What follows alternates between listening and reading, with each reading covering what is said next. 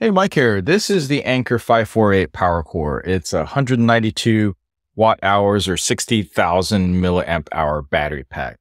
But it's a little bit more than just a battery pack because a normal battery pack doesn't have all these features. You can see right over here, we have a really nice control panel that tells you exactly what's going on. You can see there's a percentage along with a little pie chart right here that tells you there's 15%. This blinking lightning bolt thing here shows you that it's charging. It tells you the input is currently at 58 watts, which is close to the maximum, which is 60 watts. How long it's going to take to recharge, which is going to be 4 hours and 6 minutes at this rate with the 15%, and how much output it's doing. It's outputting 15 watts right now, which is going over right to this light that I have here on the side. This is one of the best user panels that I have seen so far in all of these portable battery packs of this type and size. So really good kudos for that. Now, there are some that give you a little bit more information in this. This also doesn't have Bluetooth.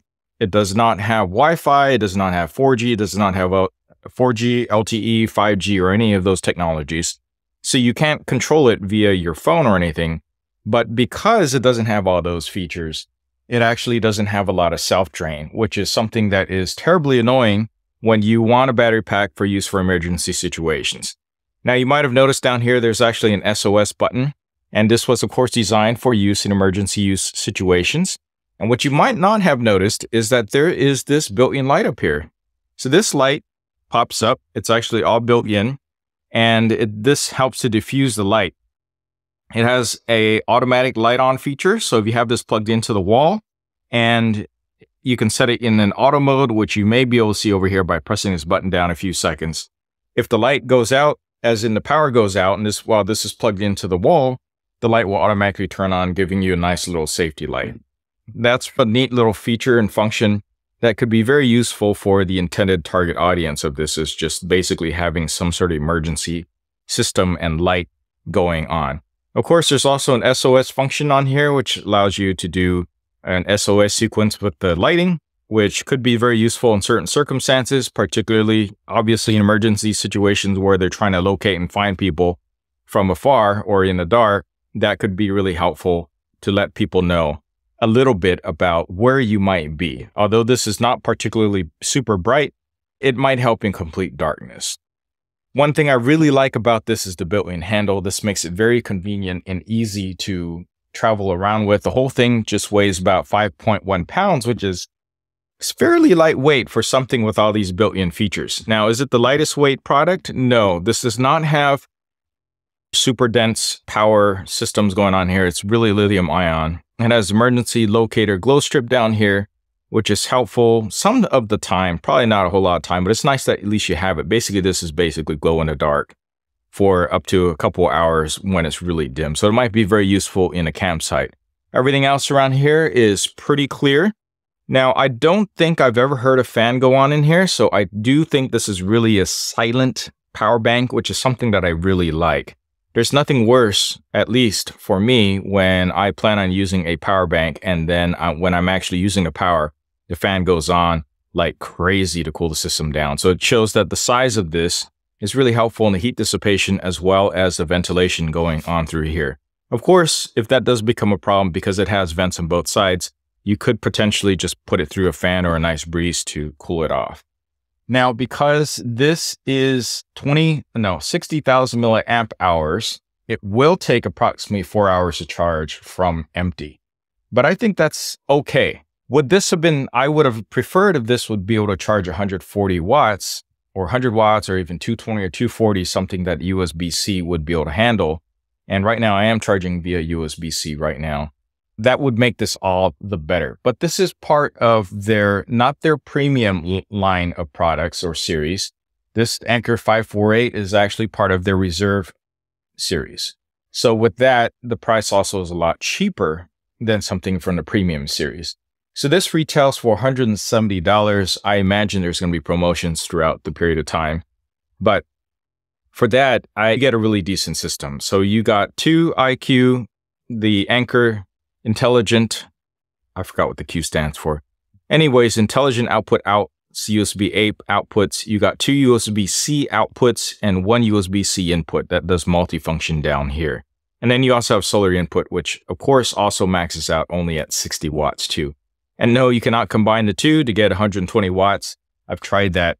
So the only main thing I have really against this is the lack of a DC output, and also that it only charges at 60 watts input, which is perfectly enough for someone who's going to be using it for these case scenarios. However, I would really prefer, if they do produce a premium line of this, to bring it up to 100 watts or 120 or even 200. That would really just knock it out of the park for me.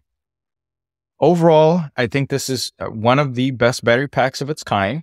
And there's actually nothing too much as unique like it, where it automatically has emergency light. And it's going to be enough for most people for a day trip, for instance, or out maybe camping, because it has enough capacity to charge certain things that you might want to use. However, because it is limited by the USB-C output speeds, there's only so much that you can do. For instance, you're not going to be powering any appliances out of this. That's definitely not feasible for a USB-C output. And USB-A, it's really basically you're going to relegate to using this for charging up your smart devices, your tablets, your phones, maybe your drone, your cameras, etc. If I were you, I would wait for this to come on sale. It's at $170 right now retail, but I'd say if they drop the price down to $150 or $120, it might actually be a really great smashing deal to use. Now, what I've primarily been using this for is actually just to keep it in the back of the car and power up the dash cams that are pointing out to the left and right of our Hyundai Palisade. So that keeps the camera system running, and it basically just records everything. And then it will just charge via USB-C through the cigarette lighter adapter or through the solar input, which accepts all the way up to 24 volts. So anything from 10 to 24 volts, it will accept a bit of a charge going in there at a maximum of 60 watts. So it's totally reasonable for that purpose. So 10 to 24 volts. Yes, that's it. XT60, 10 to 24 volts. Okay, that's it for this quick little review and look at the Anker Reserve Series Anker 548 Power Core 192 watt hours. And of course, since it's over 100 watt hours, this is not something you can bring on a plane though. So this is purely strictly ground only or camping use only. One thing that I really like about this is that I don't need to press any buttons for it to automatically know that things are being plugged in.